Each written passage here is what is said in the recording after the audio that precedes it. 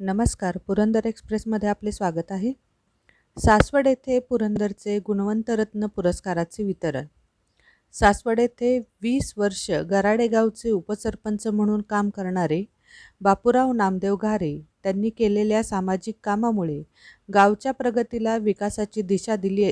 तसेच राजुरीचे माजी सरपंच कृष्णाजी नारायण भगत यांनी पुणे सोडून पुन्हा राजुरी गावात येऊन पोल्ट्री फार्मच्या माध्यमातून उद्योजक बनून गावाला उद्योगाच्या दिशेने नेत गावाची प्रगती केली. यामुळे कृष्णाजी नारायण भगत व बापूराव नामदेव घारे यांना पुरंदरचे गुणवंत रत्न पुरस्काराने ज्येष्ठ समाजसेवक रावसाहेब पवार यांच्या हस्ते विठ्ठल रुक्माई यांची मूर्ती व स्मृतिचिन्ह देऊन सन्मानित करण्यात आले. पुणे जिल्हा परिषदेचे माजी अध्यक्ष जालिंदर कामथे यांच्या प्रतिष्ठानच्या या उपक्रमाबद्दल प्रतिष्ठानला 1 लाखाची मदत श्याम भगत यांनी केली.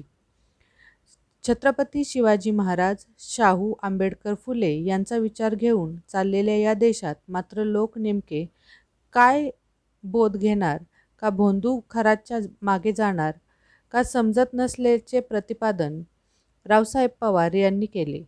पुणे जिल्हा परिषदेचे माजी अध्यक्ष जालिंदर कामथे यांनी प्रास्ताविकात प्रतिष्ठानच्या कार्याबद्दल माहिती दिली. ॲडव्होकेट तानाजी घारे यांनी विचार व्यक्त केले. कार्यक्रमाचे सूत्रसंचालन नीरा मार्केट कमिटीचे माजी सभापती नंदकुमार जगताप यांनी केले.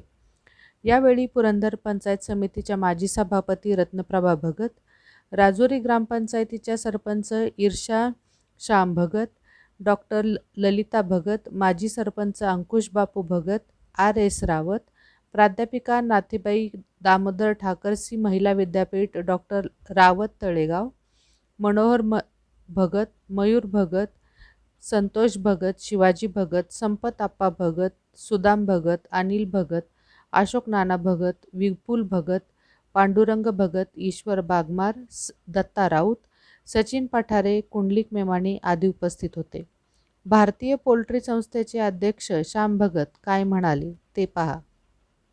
मित्र परिवाराचे सर्व सदस्य आणि उपस्थित सर्व मान्यवर, राजुरी गावातून आलेले सर्व ग्रामस्थ, ग्रामपंचायत सदस्य आणि गराडे गावातून आलेले सर्व सदस्य, या सर्वांचं मनापासून आभार मानतो.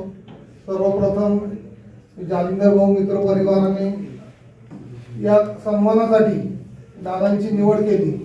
हा एकटा दादांचा सन्मान नसून हा पूर्ण राजुरी गावाचा सन्मान आहे. त्याबद्दल मी राजुरी ग्रामस्थांच्या वतीने जालिंदर भाऊ मित्र परिवाराचा आभार मानतो.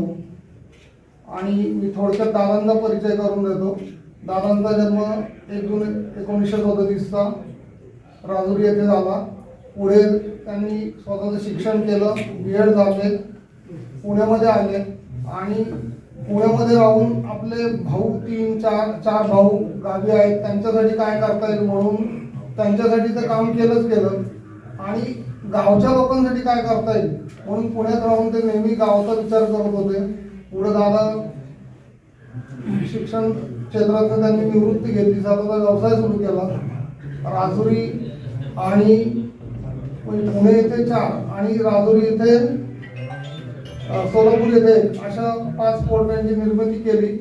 आज दादांचा व्यवसाय हा महाराष्ट्रातला सर्वात मोठा अंड्याचा व्यवसाय असून ते फार मोठे पोल्ट्री उद्योजक आहेत.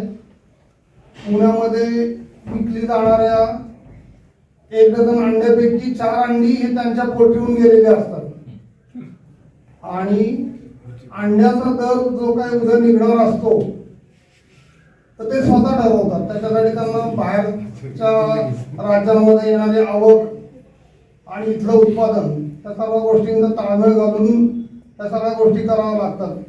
दादा त्यांच्या व्यावसायिक आयुष्यामध्ये सक्सेस होत असताना त्यांनी सामाजिक बांधिलकी कायमच ठेवली आणि त्यांनी राजुरी गावचा विकास कसा होईल याच्यासाठी नेहमीच प्रयत्न केला.